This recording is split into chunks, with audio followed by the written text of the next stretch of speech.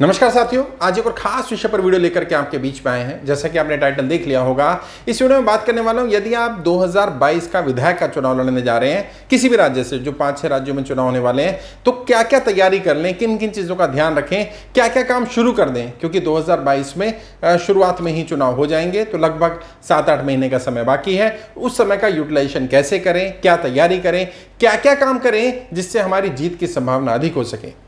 तो दोस्तों, मैं बताने की कोशिश करता हूं ये 5 काम करके यकीन मानिए आपको राजनीति में सफलता प्राप्त करने में, विधायक के लिए टिकट लेने में और चुनाव जीतने में काफ़ी मदद ये वीडियो करने वाली है।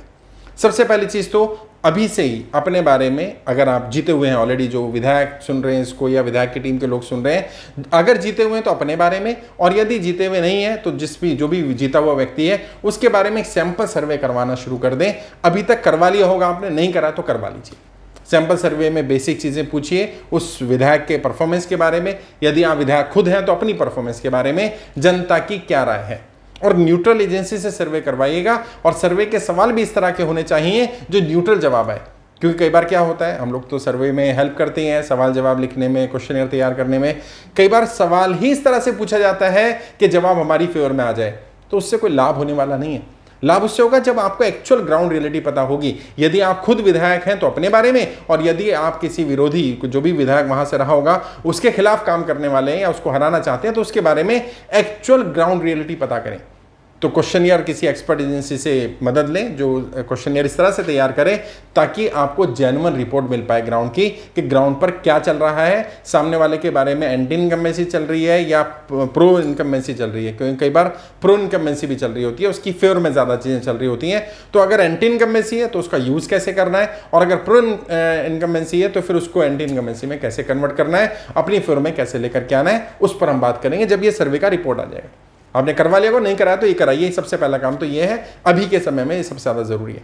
दूसरी चीज़ जिसकी चीज़ का ध्यान रखना है, सभी टीमें, जो 9 तरह की टीमें होती हैं, 9 की 9 टीमों के अध्यक्ष अपॉइंट कर दीजिए, और टीम में नए लोग, जो पुराने चुनाव, अगर आपने पुराना चुनाव पिछले 5 साल पहले लड़ा होगा तो वो लोग, उनमें से कुछ लोग रह गए होंगे, कुछ नए लोग आ गए होंगे, तो 9 की 9 टीमें तैयार कर दीजिए। 9 की 9 टीमों के अध्यक्षों को जिम्मेदारी दे दीजिए कि वो अपनी टीमें तैयार करना शुरू कर दें।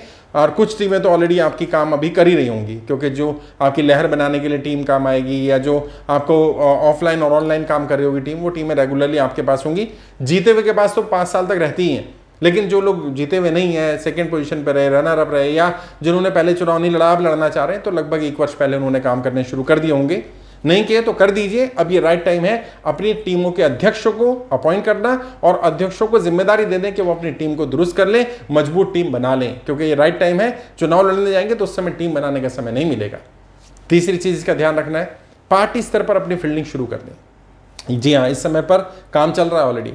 हम लोग कई नाम तो नहीं ले सकता नेताओं के बारे में, लेकिन कई नेताओं के लिए काम कर रहे हैं, कई राज्यों के लोगों के लिए काम कर रहे हैं, जो लोग ऑलरेडी युद्ध स्तर पर लग गए हैं, अपनी फील्डिंग लगा दी है, अपने खास लोगों के थ्रू, अपने बाकी भी जो माध्यम होते हैं उनके थ्रू टिकट प्राप्त करने के लिए क्या क्या चाहिए होता है आपको मालूम है, तो उन सब चैनल को चालू कर दीजिए। ये राइट टाइम है।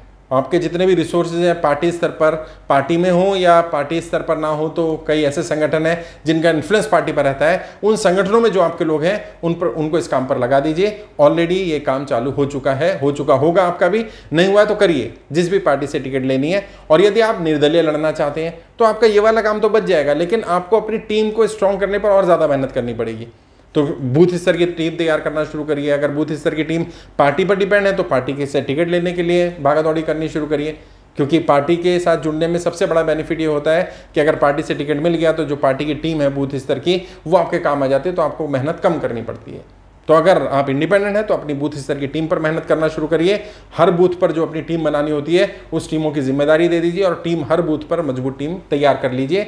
अगले 1 से 2 महीने में तैयार कर लीजिए, यानी चुनाव से 6 महीने पहले तक आपके पास बूथ स्तर की पूरी टीम तैयार होनी चाहिए। बूथ अध्यक्ष के लिए क्या क्या गुण होने चाहिए, बूथ अध्यक्ष को ट्रेनिंग की जरूरत है उसको ट्रेनिंग करा दीजिए, और बूथ अध्यक्ष की टीम में किस तरह के लोग ढूंढने, उसे कैसे ढूंढने, उस सब के बारे में उसको जानकारी देना शुरू करिए। ये राइट टाइम है। ये तीसरा काम करना है। चौथा काम क्या करना है, जो बिल्कुल प्रैक्टिकल बता रहा हूँ। संभव है कि 2022 में कोरोना की प्रोटोकॉल के तहत ही चुनाव हो, तो अगर चुनाव के समय पर कोरोना है, या चुनाव के जो पीक टाइम होता है, चुनाव का पीक टाइम चुनाव के प्रचार के आचार संहिता लगने से 1-1.5 महीने पहले, 2 महीने पहले का होता है। यानी लास्ट के जो 3 महीने, अगर उन 3 महीने में आपको प्रचार प्रसार करने का समय ना मिले, कोरोना के कारण कोरोना प्रोटोकॉल लग जाएगा, तो आप कैसे काम करेंगे? तो उस समय पर ज़्यादा से ज़्यादा ऑनलाइन काम होगा, यानी वहाँ पर परंपरागत तरीके जो हैं वो प्रचार के यूज़ नहीं हो पाएंगे। तो प्रचार के आधुनिक तरीके जो हैं उनका इस्तेमाल करना शुरू करिए, और अगर इस्तेमाल नहीं कर सकते तो कम से कम पाइपलाइन में तैयार कर लीजिए, क्योंकि अभी तो कोरोना की स्थिति थोड़ी कम होती जा रही है तो दिक्कत ज़्यादा नहीं होगी। लेकिन जैसे जैसे फिर से कोरोना की अगली लहर आएगी, और पूरी संभावना है कि वो लहर भी 3-4 महीने चलेगी, तो अगर मान लीजिए लहर आ जाती है जल्दी, सितंबर अक्टूबर में लहर आ जाती है, तो फिर वो दिसंबर तक खत्म हो जाएगी। लेकिन मान लीजिए लहर दिसंबर में आई, जनवरी में आई, तो क्या होगा? तो हो सकता है फरवरी, मार्च, अप्रैल में, जैसे अभी बंगाल में चुनाव हुए या उससे पहले बिहार में चुनाव हुए थे, तो पूरा कोरोना प्रोटोकॉल लग जाए, तो उसमें होगा क्या? जो पार्टी के उम्मीदवार होंगे या पार्टी से लड़ रहे होंगे या ताकतवर, मजबूत, धन बल से, बाहुबल से ताकतवर लोग होंगे, उन्हें एज मिल जाएगा, और जो बाकी लोग हैं उनके पास तो सिस्टम नहीं होगा। तो अपना सिस्टम तैयार कर लीजिए कि आखिर ट्रेडिशनल वेज कौन से हैं, किन को कम करना है, और मॉडर्न वेज कौन कौन से जिनको ज़्यादा बढ़ाना है, और ऑनलाइन किस तरह से काम करना है, किस तरह से हमारा प्रचार प्रसार होगा, जो सामग्री पहुंचेगी वो लोगों तक पहले पहुंचा दी जाए, किस तरह से जो हमारे प्रचार के 75 तरीके हैं उनका इस्तेमाल, उनमें से कौन कौन से तरीके अब इस स्थिति में इस्तेमाल हो पाएंगे, कौन से नहीं हो पाएंगे, उनको अंडरलाइन कर लीजिए, उनको आइडेंटिफाई कर लीजिए, और जो इस्तेमाल हो सकते हैं उनको थोड़ा और बढ़ा दीजिए। 5वीं चीज़, कम से कम 3 महीने पहले लहर बनाना शुरू कर दें, क्योंकि लहर को बनाने में टाइम लगता है। और अगर आपको ऑफलाइन बनाने का, लहर बनाने का समय ना मिले, सिचुएशन ना मिले, असमर्थ हों, या जैसे मैंने बताया कोरोना की स्थिति आए, तो उस समय पर तो हम बोलते हैं अगर ऑफलाइन है तो 1.5 महीने में भी लहर बन जाएगी, 2 महीने में बन जाएगी। लेकिन अगर ऑनलाइन ही सारा काम करना है, कुछ मीडियम हमारे यूज़ नहीं हो पाएंगे, तो फिर हमें 3 महीने पहले कम से कम लहर बनानी शुरू करनी पड़ेगी। तो अपनी लहर बनाने के लिए काम करना शुरू करें, अपनी बूथ लेवल की टीम बनाने के लिए काम करना शुरू करें, पार्टी स्तर पर काम करना शुरू करें, और अपने जितने भी टीमें होती हैं उनके अध्यक्षों के बारे में, टीमों के सदस्यों के बारे में, उनकी ट्रेनिंग्स के बारे में, अपनी ट्रेनिंग्स के बारे में, अपनी आगे क्या क्या इश्यूज़, क्या क्या चैलेंजेस आ रहे हैं, उन चैलेंजेस के बारे में पूरा अपनी टीम तैयार करनी शुरू कर दें। वैसे तो जो लोग ऑलरेडी प्रोफेशनल हैं, जो रेगुलरली राजनीति में रहते हैं, चुनाव लड़ते हैं, उन्हें सब बातें पता होती हैं, लेकिन फिर भी मुझे लगा कि जो लोग अभी पहली बार चुनाव लड़ रहे हैं या जो उतने प्रोफेशनल नहीं है, शायद उन्हें दिक्कत आ रही होगी, तो मुझे लगा उन्हें गाइड करना चाहिए कि 2022 के चुनाव में क्या क्या चुनौतियाँ और कैसे उन चुनौतियों को पार पा सकते हैं। आज के लिए इतने, आगे किसी और विषय पर आपसे बात करेंगे। कोई सवाल है, कोई डाउट है, चुनाव लड़ना चाहते हैं बट कोई दिक्कत आ रही है, कोई परेशानी आ रही है, फंड की कमी आ रही है, फंड रेज नहीं कर पा रहे हैं, तो फंड रेजिंग टीम कैसे बनेगी, किस तरह के लोगों को रखना है, वो आप मुझसे बात कर सकते हैं। बूथ स्तर पर दिक्कत आ रही है, उसके लिए बात कर सकते हैं। कैंपेन डिज़ाइन कराना, कैंपेन के लिए बात कर सकते हैं। जो भी चाहिए मैं कोशिश करूँगा आपको गाइड कर पाऊँ और आपको चुनाव जिताने में मदद कर पाऊँ। आज के लिए इतना ही। आपके और अगर मेरी जानकारी चाहिए तो आपको वीडियो के डिस्क्रिप्शन में फ़ोन नंबर मिल जाएगा, डायरेक्ट बात कर सकते हैं। आपके उज्जवल राजनीतिक भविष्य के लिए हार्दिक शुभकामनाएं। जय हिंद, जय भारत।